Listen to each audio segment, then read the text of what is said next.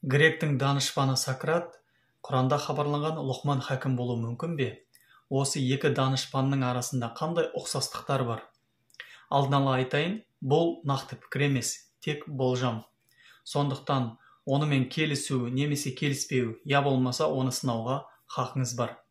Дәл осы тұжырымға қатысты кітап жазылған екен. Кітап авторы Құранда баяндалған Лұқман хәкім гректің данышпаны Сократ болуы мүмкін екендігін жазады. Сонымен деректерге назар аударайық. Сократ біздің дәуірімізге дейінгі 5 ғасырда грек өркениетінде өмір сүрген.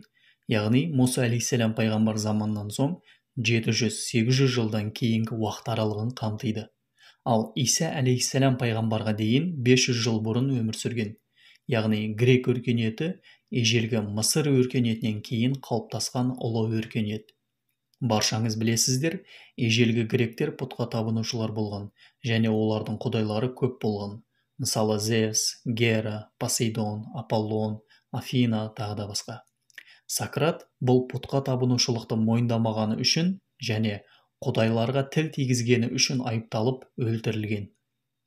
Мысалы Сократтың шәкірті Платонның еңбектерінде оның сот барысында айтқан сөзі келтіріледі.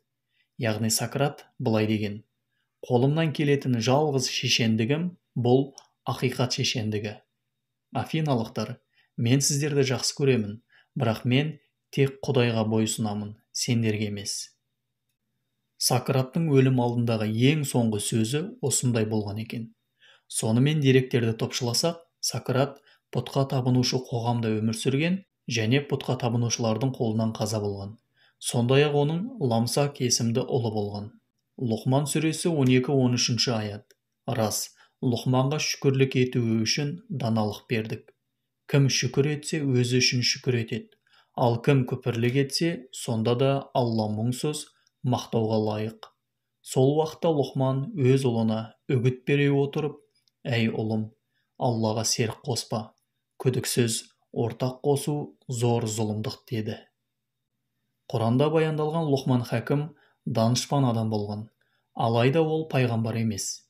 Ежелгі қауымдардың Құрандағы тарихын оқитын болсақ, барлығы пұтқа табынушылығы себепті адасқан.